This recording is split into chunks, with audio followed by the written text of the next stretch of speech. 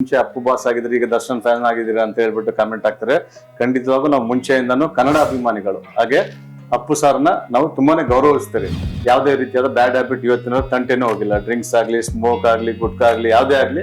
Darshan sir ಏನಾದ್ರು comment ಮಾಡಿದ್ರೆ ನಾನು 500 ಜನ ಬಡ ಮಕ್ಕಳಿಗೆ ಪುಸ್ತಕ ಕೊಡ್ತೀನಿ ಅಂತ ಹೇಳಿ ಒನ್ ಅವರ್ ಅಲ್ಲೇ ದರ್ಶನ್ ಸರ್ ನನಗೆ ಬಂದು ಕಾಮೆಂಟ್ ಥ್ಯಾಂಕ್ಸ್ ಸರ್ ಅಂತ ಕಾಮೆಂಟ್ ಮಾಡಿದ್ರು. ಅಷ್ಟು ದೊಡ್ಡ ವ್ಯಕ್ತಿ, ಕೋಟಿ ಅಭಿಮಾನಿಗಳಿರೋಂಥ ವ್ಯಕ್ತಿ ಆ ಟಿಕ್ಕಿ ಆ್ಯಪ್ನ ಪ್ರಮೋಷನ್ ಮಾಡ್ತಾನೆ ನಾವು ಸಹಾಯ ಮಾಡ್ತಾ. ಅದೊಂದು ಆ್ಯಪ್ ಪ್ರಮೋಷನ್ ಈ ಸೌತ್ ಇಂಡಿಯಾಗೆ ನಾನೇ ಪ್ರಮೋಷನ್ ಮಾಡ್ತಾ ಇದ್ದೆ. ಪಕ್ಕ ರಾಯರ ಭಕ್ತರು, ರಾಯರನ್ನ ನಂಬ್ಕೊಂಡ್ರೆ ಕೈ ಬಿಡಲ್ಲ ಅನ್ನೋದಕ್ಕೆ ಉದಾಹರಣೆ ನಾನೇ. ಯಾರೋ ನಮ್ ಡಾಮಿನೇಟ್ ಮಾಡೋದು ಅಡ್ಡ ತರದ ಆ ವಿಷಯಕ್ಕೆ ಹೋಗಲ್ಲ. ಇದ್ರೆ ಆ ಜಾಗದಲ್ಲಿ ನಮ್ದೇ ಲೀಡರ್ಶಿಪ್ ಇರಬೇಕು, ಇಲ್ಲ ಅಂದ್ರೆ ಆ ಜಾಗದಲ್ಲೇ ನಾವಿರಲ್ಲ.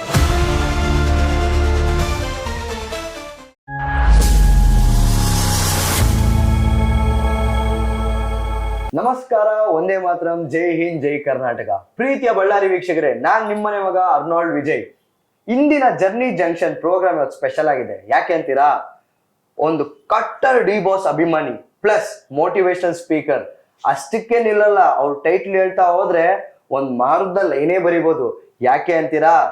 ಇಂದಿನ ನಿಮ್ಮ ಬಳ್ಳಾರಿಯ ಜನಸೇವೆ ಜೊತೆಗೆ ಟೈಗರ್ ಆಗಿರುವಂತಹ ನಾರಾ ಭರತ್ ರೆಡ್ಡಿ ಅವರ ಬಂಟರಾಗಿದ್ದಾರೆ. ಅವರೇ ನಮ್ಮ ಮೋಟಿವೇಶನಲ್ ಸ್ಪೀಕರ್ ಮಂಜುನಾಥ್ ಬೆಳೀಕರ್ ಅವರು. ಸರ್ ನಮಸ್ಕಾರ. ಸರ್ ನಮಸ್ಕಾರ, welcome to the show.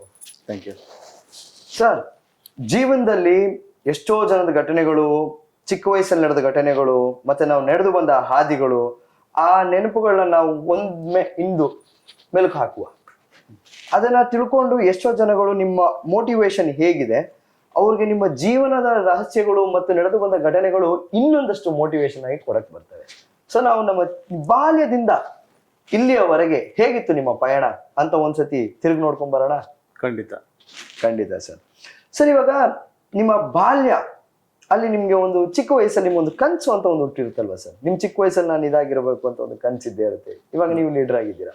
Sir, ನಿಮ್ಮ ಚಿಕ್ಕ ವಯಸ್ಸಿನ ಬಾಲ್ಯದ ಕನಸುಗಳೇನು?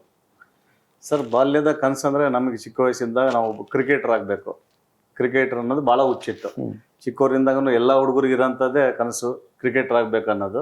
ಹುಟ್ಟದಾಗಿಂದ ಬೆಳಿಗ್ಗೆ ಸ್ಕೂಲ್ ಮುಗಿಸ್ಕೊಂಡು ಹೊರಗೆ ಬಂದಿದ್ದರಿಂದ ಕ್ರಿಕೆಟ್ ಆಡೋದೇ ಹುಚ್ಚು. ರಾತ್ರಿ ಆಗಲಿ 8-9 ಗಂಟೆವರೆಗೂ ಕ್ರಿಕೆಟ್ ಆಡ್ತಾನೆ ಇದ್ವಿ. ಅದು ಆಗ್ತಾ ಆಮೇಲೆ ಸಿನಿಮಾಗಳು ನೋಡ್ತಾ ಸಿನಿಮಾ ಆ್ಯಕ್ಟರ್ ಆಗ್ಬೇಕನ್ನೋ ಹುಚ್ಚು ಬಂತು. ಆದಮೇಲೆ ಅದು ಅದೃಷ್ಟ ಕೂಡಿ ಬರಲಿಲ್ಲ. ನಮ್ಮ ಫ್ಯಾಮಿಲಿಯಲ್ಲಿ ಸಹ ಯಾರು ಇರಲಿಲ್ಲ, ಬ್ಯಾಕ್ಗ್ರೌಂಡ್ ಸಪೋರ್ಟ್ ಬೇಕಂತ ಕೇಳ್ಪಟ್ಟಿದ್ವಿ. ಆ ಕಲೆನೂ ನಮ್ಮ ಹತ್ರ ಮಾತಾಡೋ ಕಲೆ ಇದೆ ಅಷ್ಟೇ ಹೊರತು ನಟನೆ ಕಲೆ ಇಲ್ಲ ಅಂತ ನಮಗೆ ನಾವು ತಿಳುವಳಿಕೆ ಮಾಡ್ಕೊಂಡು ಅಲ್ಲಿಗೆ ಇದ್ದಿದ್ರಲ್ಲೇ ಸಂತೋಷವಾಗಿರೋಕ್ಕೆ ಪ್ರಯತ್ನ ಪಡ್ತೀವಿ. ನಿಮ್ಗೆ ಇವಾಗ ಬಾಲ್ಯದಲ್ಲಿ ಕ್ರಿಕೆಟ್ ಆಡ್ಕೊಂಡ್ ಬಂದ್ರಿ, ಒಂದು ಸಿನಿಮಾ ಜಗತ್ತಿಗೂ ನಿಮ್ಗೆ ಬರ್ಬೇಕು ಅಂತ ಒಂದು ಕನ್ಸಿತ್ತು, ಚಿಕ್ಕ ವಯಸ್ಸಿಂದನೇ ಇತ್ತು. ಆದ್ರೆ ನಿಮ್ಮ ಕುಟುಂಬ ನಿಮ್ಗೆ ಎಷ್ಟು ಸಪೋರ್ಟ್ ಮಾಡ್ತಾ ಇತ್ತು? ಸ್ಪೋರ್ಟ್ಸ್ ಕ್ರೀಡಾಂಗಣಗಳಲ್ಲಿ ಸಪೋರ್ಟ್ ಮಾಡ್ತಾ ಇತ್ತಾ, ಇಲ್ಲ ಚಿತ್ರರಂಗ ಸಪೋರ್ಟ್ ಮಾಡ್ತಾ ಇತ್ತಾ? ಇಲ್ಲ, ಹೇಳ್ಬೇಕಂತಂದ್ರೆ ನಮ್ಮ ಫ್ಯಾಮಿಲಿಯಲ್ಲೇನು ಏನು ರಿಸ್ಟ್ರಿಕ್ಷನ್ಸೇ ಇದ್ದಿಲ್ಲ. ನಮ್ಮ ಮನೆಯಲ್ಲಿ ನಾವು 7 ಜನ ಅಣ್ಣ ತಮ್ಮರು, ಒಬ್ರದ್ದು ಎಕ್ಸ್ಪೈರ್ಡ್ ಆದ್ರೆ 6 ಜನ ನಾವು. ನಾನೇ ಲಾಸ್ಟು. ಪ್ರೀತಿಯಿಂದನೇ ಬೆಳೆಸಿದ್ರು. ನೀವು ಏನು ಮಾಡ್ತೀರೋ ಮಾಡು ಅನ್ನೋ ರೀತಿಯಾಗಿ ಬಿಟ್ಟಿದ್ದು. ಆದ್ರೆ ನಾವು ಮಾಡೋ ರೀತಿಯಲ್ಲೇ ಮಾಡಿದ್ವಿ. ಯಾವುದು ದುಶ್ಚಟ ಆಗಲಿ ಹೇಳ್ಬೇಕಂತಂದ್ರೆ ನಮ್ಮ ಫ್ರೆಂಡ್ ಸರ್ಕಲಲ್ಲೆಲ್ಲ ಪ್ರೌಡ್ಲಿ ಫೀಲ್ ಆಗೋದೇನಂದ್ರೆ ಇವತ್ತಿನವರೆಗೆ ಯಾವುದೇ ರೀತಿಯಾದ ಬ್ಯಾಡ್ ಹ್ಯಾಬಿಟ್ ಇವತ್ತಿನವರೆಗೆ ತಂಟೆನೂ ಹೋಗಿಲ್ಲ. ಡ್ರಿಂಕ್ಸ್ ಆಗಲಿ, ಸ್ಮೋಕ್ ಆಗಲಿ, ಗುಟ್ಕಾ ಆಗಲಿ, ಯಾವುದೇ ಆಗಲಿ ಅದನ್ನು ಇವತ್ತಿನವ್ರಿಗೆ ತಗೊಂಡಿಲ್ಲ. ಅದೇ ನನಗೊಂದು ಒಳ್ಳೆತನ ಕಾಪಾಡಿದ್ದೆ ಇವತ್ತಿನವ್ರಿಗೆ. ನೀವು ಅದಕ್ಕೆ ಇನ್ನೊಂದಷ್ಟು ಯುವಕರಿಗೆ ಇನ್ನೂ ಎಕ್ಸಾಂಪಲ್ ಆಗಿದ್ದೀರಾ ಸರ್. ಖಂಡಿತ. ಸರ್, ಇದ್ರ ಮಧ್ಯದಲ್ಲಿ ಒಂದು ಕ್ವಿಕ್ ಕ್ವಶನ್. ಬಾಲ್ಯದಲ್ಲಿ ನೀವು ಚಿಕ್ಕ ವಯಸ್ಸಿಂದನೂ ನೀವು ಅಪ್ಪು ಅಂಡ್ ದರ್ಶನ್ ಅವ್ರ ಫ್ಯಾನ? ಬಿಕಾಸ್ ಬಹಳ ಜನ ಕನ್ಫ್ಯೂಷನ್ ಏನಂದ್ರೆ, ಹೌದು ಸರ್, ನೀವು ಅಪ್ಪು ಅವ್ರಿಗೂ ಸಪೋರ್ಟ್ ಮಾಡ್ಕೊಂಡ್ ಬರ್ತೀರಾ, ದರ್ಶನ್ ಅವ್ರದ್ದು ಹುಚ್ಚ ಅಭಿಮಾನಿ ಇದ್ದೀರಾ. ಹೌದು. ಸೊ ನೀವು ಯಾರ ಅಭಿಮಾನಿ ಕರೆಕ್ಟ್ ಆಗಿ ನೋಡ್ಬೇಕು ಅಂದ್ರೆ? ಖಂಡಿತವಾಗೂ ಒಳ್ಳೆ ಕ್ವಶನ್ ಇದು. ಎಲ್ಲರಿಗೂ ನಿಮ್ಮ ಮೂಲಕನೇ ನಾನು ಉತ್ತರಿಸೋಕೆ ಇಷ್ಟಪಡ್ತೀನಿ. ಯಾಕಂದ್ರೆ ಈಗನೂ ಸುಮಾರು ಜನ ನಾನು ಸೋಷಿಯಲ್ ಮೀಡಿಯಾಗಳಲ್ಲಿ ಹಾಕ್ತಾರೆ, ನೀವು ಮುಂಚೆ ಅಪ್ಪು ಬಾಸ್ ಆಗಿದ್ರೆ ಈಗ ದರ್ಶನ್ ಫ್ಯಾನ್ ಆಗಿದ್ದೀರಾ ಅಂತ ಹೇಳ್ಬಿಟ್ಟು ಕಾಮೆಂಟ್ ಹಾಕ್ತಾರೆ. ಖಂಡಿತವಾಗೂ ನಾವು ಮುಂಚೆಯಿಂದನೂ ಕನ್ನಡ ಅಭಿಮಾನಿಗಳು. ಹಾಗೆ ಅಪ್ಪು ಸಾರ್ನ ನಾವು ತುಂಬಾನೇ ಗೌರವಿಸ್ತಾ ಬಂದಿದ್ವಿ. ಯಾಕಂದ್ರೆ ನಾವು ಮುಂಚೆಯಿಂದ ಕೆಲವೊಂದು ಸೋಷಿಯಲ್ ಮೀಡಿಯಾಗಳಲ್ಲಿ ಅಪ್ಪು ಸವಿನೆನಪು ಅಂತ ಒಂದು ಹಾಡಿನ ಕಾರ್ಯಕ್ರಮ ಮಾಡಿಬಿಟ್ಟು ಪ್ರತಿಯೊಂದು ಹಾಡಿನ ಕಾರ್ಯಕ್ರಮದಲ್ಲಿ ಭಾಗವಹಿಸಿದವ್ರು ಎಲ್ಲರಿಗೂ ಗಿಫ್ಟ್ಗಳು ಕೊಡ್ತಾ, ಅವ್ರ ಫೋಟೋಗಳು ಕೊಡ್ತಾ, ಮತ್ತೆ ಹಾಗೆ ಯಾರು ಕೊಟ್ಟಿದ್ದಾರೋ ಬಿಟ್ಟಿರ್ಬೋದು, ನಮ್ಮ ಟೀಮ್ ಅಪ್ಪು ಸವಿನೆನಪು ಅಂತ ಒಂದು ಕಾರ್ಯಕ್ರಮ ಮಾಡಿದ್ವಿ. ಅದರಲ್ಲಿ ಪ್ರತಿಯೊಬ್ಬ ಕಾರ್ಯಕ್ರಮದಲ್ಲಿ ಭಾಗವಹಿಸಿದವರೆಲ್ಲ ಸಿಲ್ವರ್ ಕಾಯಿನ್ ಕೊಟ್ಟಿದ್ವಿ. 1 ಗ್ರಾಮ್ ಸಿಲ್ವರ್ ಕಾಯಿನ್ನ ಒಂದು 51 ಜನ 100 ಜನಕ್ಕೆ ಹಂಗೆ ಸುಮಾರಾಗಿ ಕಾಯಿನ್ಸ್ ಕೊಟ್ಟು ಆ ಅಪ್ಪು ಅವರ ಅಭಿಮಾನವನ್ನು ಮೆರೆದಿದ್ದೀವಿ. ಅಪ್ಪು ಸಾರ್ನ ಗೌರವಿಸ್ತೀವಿ. ಆದರೆ ಈಗ ನೀವು ಕೇಳ್ದಂಗೆ ಮುಂಚೆ ಅಪ್ಪು ಸಾರ್ ಅಭಿಮಾನಿ, ಈಗ ದರ್ಶನ್ ಸಾರ್ ಅಭಿಮಾನಿ ಅಂತ ಹೇಳ್ತಿದ್ರಲ್ಲ, ಖಂಡಿತವಾಗೂ ಅಪ್ಪು ಸಾರ್ನ ಗೌರವಿಸ್ತೀವಿ. ಆದರೆ ದರ್ಶನ್ ಸಾರ್ ಅಭಿಮಾನಿನೇ. ಅದಕ್ಕೂ ಕೆಲವೊಂದು ಕಾರಣ ಇದೆ, ಅದು ಎಲ್ಲರಿಗೂ ಗೊತ್ತೇ ಇದೆ. ಏನಪ್ಪ ಅಂತಂದ್ರೆ, ಯಾರಿಗೂ ಸೋಷಿಯಲ್ ಮೀಡಿಯಾದಲ್ಲಿ ಕಾಮೆಂಟ್ ಆಗದೆ ಇರೋರು ದರ್ಶನ್ ಸಾರ್ಗೆ ನಾನೊಂದು ಚಾಲೆಂಜಿಂಗ್ ಸ್ಟಾರ್ಗೆ ಒಂದು ಚಾಲೆಂಜ್ ಕೊಟ್ಟಿದ್ದೆ ನಾನು. ಏನಪ್ಪ ಅಂತಂದ್ರೆ, ಈ ವಿಡಿಯೋಗೆ ದರ್ಶನ್ ಸರ್ ಏನಾದ್ರು ಕಾಮೆಂಟ್ ಮಾಡಿದ್ರೆ ನಾನು 500 ಜನ ಬಡ ಮಕ್ಕಳಿಗೆ ಪುಸ್ತಕ ಕೊಡ್ತೀನಿ ಅಂತ ಹೇಳಿದೆ. ಹಾಕಿದ್ದೆ 1 ಅವರಲ್ಲೇ ದರ್ಶನ್ ಸರ್ ನನಗೆ ಬಂದು ಕಾಮೆಂಟ್ ಥ್ಯಾಂಕ್ಸ್ ಸರ್ ಅಂತ ಕಾಮೆಂಟ್ ಮಾಡಿದ್ರು. ಅಷ್ಟು ದೊಡ್ಡ ವ್ಯಕ್ತಿ, ಕೋಟಿ ಅಭಿಮಾನಿಗಳಿರೋಂಥ ವ್ಯಕ್ತಿ, ನಾನು ಸಾಧಾರಣ ವ್ಯಕ್ತಿಗೆ ಬಂದು ಒಂದು ಕಾಮೆಂಟ್ ಹಾಕಿ ಥ್ಯಾಂಕ್ಸ್ ಸರ್ ಅಂತ ನಮಗೆ ರೆಸ್ಪೆಕ್ಟ್ ಕೊಟ್ಟಿದ್ದಾರೆ. ಅವಾಗ ನಮಗೆ ಅವ್ರ ಮೇಲೆ ಇನ್ನೂ ಪ್ರೀತಿ ಅಭಿಮಾನ ಜಾಸ್ತಿ ಆಯಿತು. ಅದಲ್ಲದೆ ಕಾಮೆಂಟ್ ಹಾಕಿದ್ದಲ್ಲದೆ ಅವತ್ತಿನ ರಾತ್ರಿನೇ ಫೋನ್ ಮಾಡಿಬಿಟ್ಟು ನನ್ನ ಹತ್ರ ಮಾತಾಡಿದ್ರು.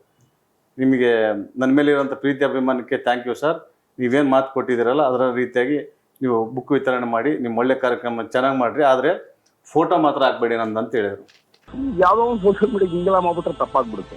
ಇಲ್ಲ ಅಣ್ಣ, ಖಂಡಿತ ಫೋಟೋ ಅಲ್ಲಲ್ಲ, ಈಗ ಹೇಳ್ತೀನಿ ಕೇಳಿಸ್ಕೊಳ್ಳಿ, ನನ್ನ ಫೋಟೋನು ಹಾಕ್ಬಿಡ್ರಿ. ಇಲ್ಲ ಅಣ್ಣ, ಹಾಕ್ತೀವಿ ಪ್ಲೀಸ್ ಅಣ್ಣ, ಅದೊಂದು ರಿಕ್ವೆಸ್ಟ್.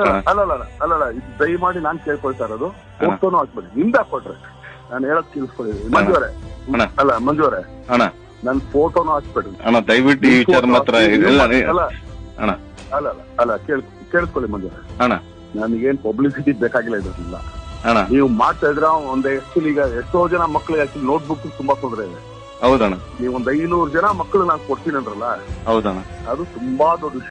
ಸರ್, ಇವಾಗ ನಿಮ್ಗೆ ದರ್ಶನ್ ಸರ್ ಮೇಲೆ ಏನಕ್ಕೆ ಸರ್ ಇಷ್ಟು ಹುಚ್ಚ ಅಭಿಮಾನ? ಏನಕ್ಕೆ ಅಂದ್ರೆ ನಾನು ನೋಡ್ಕೊಂಡ್ ಬಂದಂಗೆ ನೀವ್ ಹೇಳಿದ್ರಿ, ಹೌದು ಅಪ್ಪು ಸರ್ ಒಂದ್ ಕಣ್ಣಿದ್ದಾರೆ, ದರ್ಶನ್ ಸರ್ ಒಂದ್ ಕಣ್ಣಾಗಿದ್ದಾರೆ, ಬಟ್ ನಿಮ್ಗೆ ದರ್ಶನ್ ಸರ್ ಮೇಲೆ ಹುಚ್ಚ ಅಭಿಮಾನ ಇದೆ, ಹೇಗ್ ಸರ್?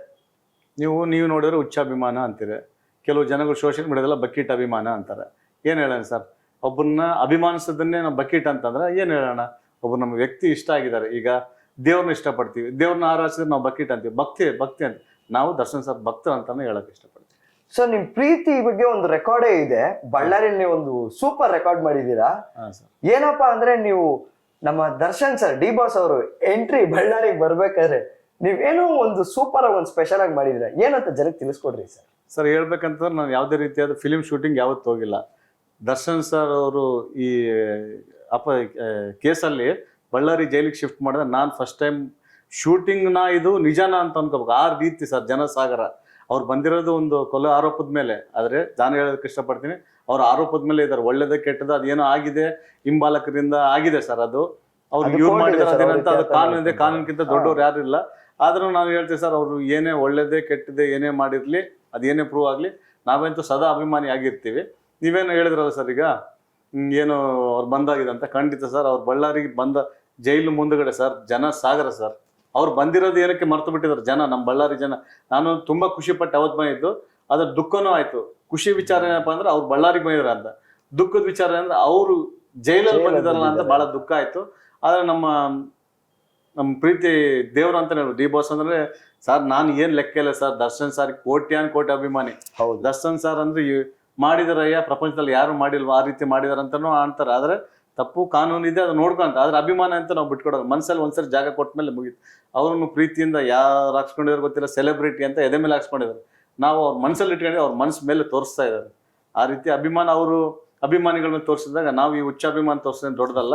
ಆದ್ರೆ ನಾವು ಹಂಗಲ್ಲ ಸರ್, ನಾವು ದರ್ಶನ್ ಸರ್ ಅಂದ್ರೆ ದರ್ಶನ್ ಸರ್. ಬೇರೆಯವರಲ್ಲಿ ಇರ್ತಾರೆ, ಈಗ ಒಂದ್ಸರಿ ಒಬ್ರು ಹೀರೋ ಜೈ ಅಂತಾರೆ, ಇನ್ನೊಂದ್ಸರಿ ಒಬ್ರು ಹೀರೋ ಜೈ ಅಂತಾರೆ. ಆ ರೀತಿ ಅಂತ ನಾವು ಹಂಗೆಲ್ಲ. ದರ್ಶನ್ ಸಾರೇ ಮೇನ್ ಕಾನ್ಸಂಟ್ರೇಟ್, ಅವರೇ ನಮಗೆ ಇಂದಿಗೂ ಎಂದಿಗೂ ಎಂದೆಂದಿಗೂ ನಾನು ಡಿ ಬಾಸ್ ಫ್ಯಾನ್. ಹಾಗೆ ನೀವೇಂದ್ರಲ್ಲ ನಿಮ್ ಮೋಟಿವೇಶನಲ್ ಯಾರು ಅಂತಂದ್ರೆ ಖಂಡಿತ ಸರ್ ಸಹಾಯ ಮಾಡೋದ್ರಲ್ಲಿ ನಮಗೆ ದರ್ಶನ್ ಸರ್ ಬಲಗೈಲಿ ಕೊಟ್ಟಿದ್ದು ಎಡಗೈಗೆ ಗೊತ್ತಾಗಲ್ಲ. ಆ ರೀತಿ ಅವರೇನು ಸುಮಾರು ಜನ ಇಂಟರ್ವ್ಯೂಗಳಲ್ಲಿ ಹೇಳಿದ್ದಾರೆ, ನಾನು ಕೊಟ್ಟಿದ್ದಲ್ಲ. ಅವ್ರ ಫ್ರೆಂಡ್ ಸರ್ಕಲ್ ಎಲ್ಲ ಹೇಳ್ತಾರೆ, ಏಯ್ ಮುಚ್ಚುಬಾಯ್ ಅಂತ ಹೇಳ್ತಾರೆ, ಹೇಳಕ್ ಕೊಡಲ್ಲ. ಯಾಕಂದ್ರೆ ಬಲಗೈ ಕೊಟ್ಟಿದ್ದು ಎಡಗೈ ಗೊತ್ತಾಗೋ ರೀತಿ ಸಹಾಯ ಮಾಡಂತವ್ರು. ಅದೇ ರೀತಿ ಅವ್ರೊಬ್ಬರೇ ಮಾಡ್ತಾರೆ ಅನ್ನೋ ಲೆಕ್ಕ. ಅಪ್ಪು ಸಾರನ್ನು ಮರೆಯಲಾಗದ ಮಾಣಿಕ್ಯ. ನಾನು ಹೇಳಪ್ಪ ಕರ್ನಾಟಕ ಜನತೆಗೆ ಏನ್ ಹೇಳಕ್ ಇಷ್ಟಪಡೋದಂದ್ರೆ, ಒಬ್ಬರನ್ನೊಬ್ಬರಿಗೆ ಕಂಪೇರ್ ಮಾಡಬೇಡ್ರಿ. ಎಲ್ಲಾ ಅಭಿಮಾನಿಗಳು ಎಲ್ಲ ಕರ್ನಾಟಕದಾರೆ ಗೌರವ. ಈಗ ಮೊನ್ನೆನೋ Kantara cinema sir, Kantara cinema ಬಗ್ಗೆ ನೀವು ಹೇಳಲೇಬೇಕಾಗಿದ್ದ ವಿಚಾರ ಏನಪ್ಪಾ ಅಂದ್ರೆ ಸರ್, ಇದು ಬಳ್ಳಾರಿ ಗಡಿ ಭಾಗ ಆಗಿರೋ ಕಾರಣ ಕಾಂತಾರ ಇಷ್ಟು ಸೂಪರ್ ಡಿಪರ್ ಹಿಟ್ ಆಗಿ 1 ವಾರ ನಡೆದ್ರು. ನನಗೆ ಸಿನಿಮಾ ನೋಡಿ ಬಂದೆ, ಕಟ್ಔಟ್ ನೋಡಿ ಬಹಳ ಬೇಜಾರಾಯ್ತು. ಕಟ್ಔಟ್ ನೋಡಿ ಬೇಜಾರಾಗಿ ನೆಕ್ಸ್ಟ್ ಡೇನೆ ನಾನು ತಪ್ಪಡಿ ಪಟಾಕಿ ಹೂವಿನಾರ ತಗೊಂಡೋಗಿ ನಾನೇ ಸ್ವತಃ ನಮ್ಮ ಫ್ರೆಂಡ್ ಸರ್ಕಲ್ ಹೋಗಿ ಹೂವಿನಾರ ಹಾಕಿ ಬಂದೆ. ಕನ್ನಡ ಸಿನಿಮಾ ಇಷ್ಟು ದೊಡ್ಡ ಯಶಸ್ಸು ಕಂಡಿದೆ, ಕಾಂತಾರ ಇಡೀ ದೇಶನೇ ಮೆಚ್ತಾ ಇದೆ. ಆದ್ರೆ ಇಲ್ಲಿ ಫಿಲಿಂ ಡಿಸ್ಟ್ರಿಬ್ಯೂಟರ್ಗಳಾಗಿ ಥಿಯೇಟರ್ ಮಾಲೀಕರು ಎಷ್ಟೋ ದುಡಿತಾ ಇದಾರೆ. ಅದರಿಂದ ಒಂದು ಹೂವಿನಾರ ಹಾಕ್ಲಿಲ್ಲ ಅಂತ ಬೇಜಾರು ವ್ಯಕ್ತಪಡಿಸಿ ಮರುದಿನನೇ ನಾನು ಹೋಗಿ ಸ್ವೀಟ್ ಎಲ್ಲ ಹಂಚಿ ಎಲ್ಲ ಮಾಡಿದೆ. ಯಾಕೆ? ಕನ್ನಡ ಅಭಿಮಾನ ಹೆಚ್ಚಾಯ್ತು. ಹಾಗಾಗಿ ಅದೊಂದು ವಿಚಾರ. ಹಾಗಾಗಿ ನಾವೇನು ಅಪ್ಪು ಸರ್ನ ಏನು ನಾವು ಅಭಿಮಾನ ಇಲ್ಲ ಅಂತಲ್ಲ, ಅಪ್ಪು ಸರ್ನ ಗೌರವಿಸ್ತೀವಿ. ಅವರೊಂದು ಮರೆಯಲಾಗದ ಮಾಣಿಕ್ಯ. ಆದ್ರೆ ಇಲ್ಲಿ ಚಾಲೆಂಜಿಂಗ್ ಸ್ಟಾರ್ ನಿಜವಾಗ್ಲು. ಹಾಗೆ ಸೊ ಹಾಗಾಗಿ ಒಂದು ಮಾಣಿಕ್ಯ, ಒಂದು ಡಿ ಬಾಸ್ ಸ್ಟಾರ್, ಮತ್ತೆ ಎರಡು ಕಣ್ಣಿದ್ದಂಗೆ ಅಂತ. ಖಂಡಿತ ಸರ್, ಖಂಡಿತ. ಇಲ್ಲಿ ಕೆಲವೊಬ್ರು ಏನ್ ಹೇಳ್ತೀವಲ್ಲ, ಅಭಿಮಾನಿಗಳು ಕಿತ್ತಾಡ್ತಾ ಇಲ್ಲ. ಸೋಷಿಯಲ್ ಮೀಡಿಯಾದಲ್ಲಿ Appu sir fans, Darshan sir fans ಏನಂತ ಏನ್ ಕೆಲವರು ಕಿತ್ತಾಡ್ತಾ ಇದಾರೆ ಅಂತ ಅನ್ಕೊಂತಾರಲ್ಲ, ಖಂಡಿತವಾಗಿ ಅವ್ರಿಬ್ರು ಕಿತ್ತಾಡ್ತಾ ಇಲ್ಲ. 3ನೇ 4ನೇ ವ್ಯಕ್ತಿಗಳ ಅಭಿಮಾನಿಗಳು ತಂದಿಟ್ಟು ತಮಾಷೆ ನೋಡ್ತಾ ಇದಾರೆ ಇಲ್ಲಿ. ಅವ್ರಿಗೇನಾದ್ರು ಒಂದು ಕಿಂಚಿದ ಒಂದು ಮಾತಾಡಕ್ಕಾಗುತ್ತಾ? ಇದು ಸರಿ ಏನಾಗುತ್ತೆ ಅಂದ್ರೆ, ಮೇಲಿರೋರು ಎಲ್ಲಾರು ಪ್ರೀತಿಯಿಂದ ಒಗ್ಗಟ್ಟಾಗಿರ್ತಾರೆ. ಆ ಒಗ್ಗಟ್ಟಲ್ಲಿ ಒಳ್ಳೆ ಹಾಲಿಗೆ ಹುಳಿ ಹಿಂಡ್ದಂಗೆ ಯಾರು ಸರ್ ಇದೇನಕ್ಕೆ, ಯಾರಿಗೇನ್ ಲಾಭ ಇದೆ ಇದರಿಂದ? ಇದೆ ಸರ್, ಲಾಭ ಇದೆ.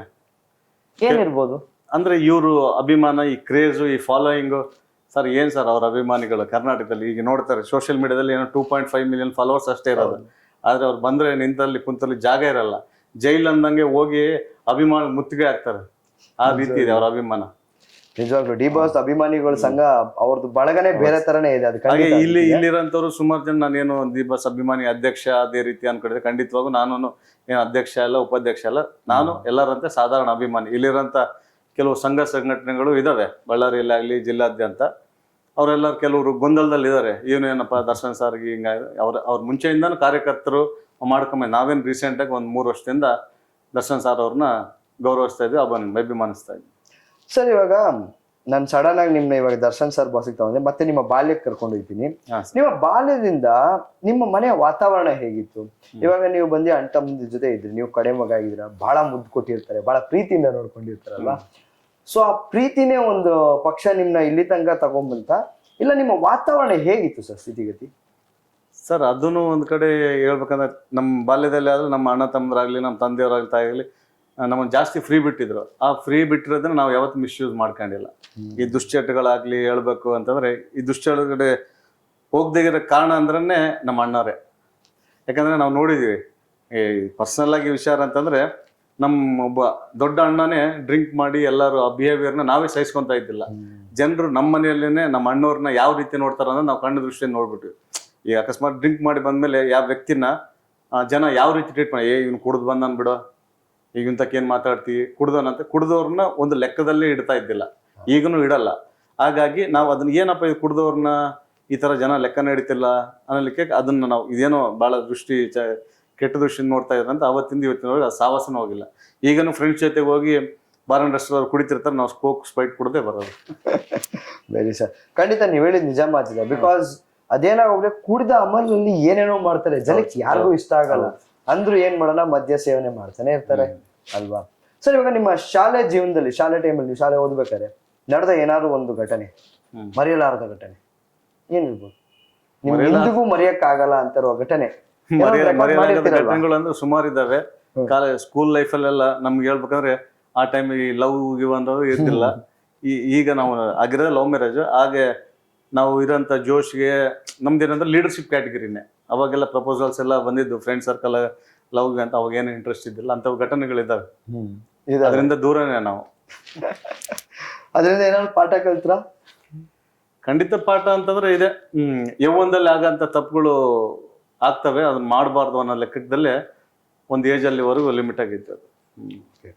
ಸೊ ಇವಾಗ ನೀವು ಚಿಕ್ಕ ವಯಸ್ಸಿಂದನೂ ಕ್ರಿಕೆಟ್ ಆಡ್ತಾ ಇದ್ರಿ, ಅಟ್ ದ ಸೇಮ್ ಟೈಮ್ ಸಿನಿಮಾದ ಇಂಡಸ್ಟ್ರಿಯಲ್ಲಿ ಇದ್ರಿ, ಬಾಲ್ಯದಲ್ಲೇ ಒಳ್ಳೆ ಪ್ಲೇಯರ್ ಅಂತ ಕೇಳಿಪಟ್ಟಿದ್ದೆ. ಸೊ ಒಂದು ರೆಕಾರ್ಡ್ ಏನಾದ್ರು ಮಾಡಿರ್ತೀರಲ್ವಾ, ಒಂದು ಸಾಧನೆ, ಮೊದಲನೇ ಸಾಧನೆ ಯಾವ್ದಿತ್ತು? ಮೊದಲನೇ ಸಾಧನೆ ಸ್ಪೋರ್ಟ್ಸ್ ಅಲ್ಲಿ ಎಲ್ಲ ಅಚೀವ್ಮೆಂಟ್ ಮಾಡಿದ್ವಿ.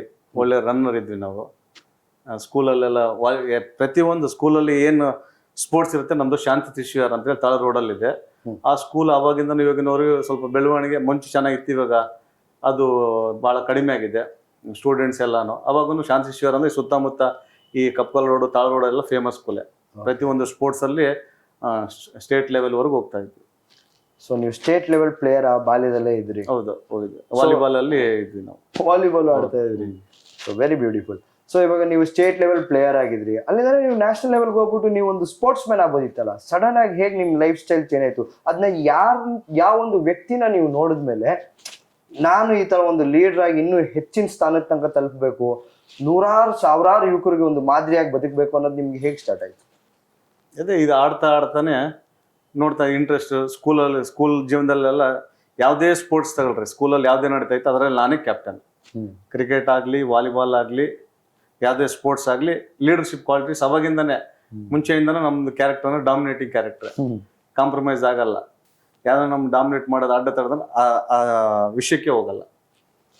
ಇದ್ರೆ ಲೀಡರೇ ಇದ್ರೆ ಆ ಜಾಗದಲ್ಲಿ ನಮ್ದೇ ಲೀಡರ್ಶಿಪ್ ಇರ್ಬೇಕು, ಇಲ್ಲ ಅಂದ್ರೆ ಆ ಜಾಗದಲ್ಲೇ ನಾವಿರಲ್ಲ. Beautiful beautiful.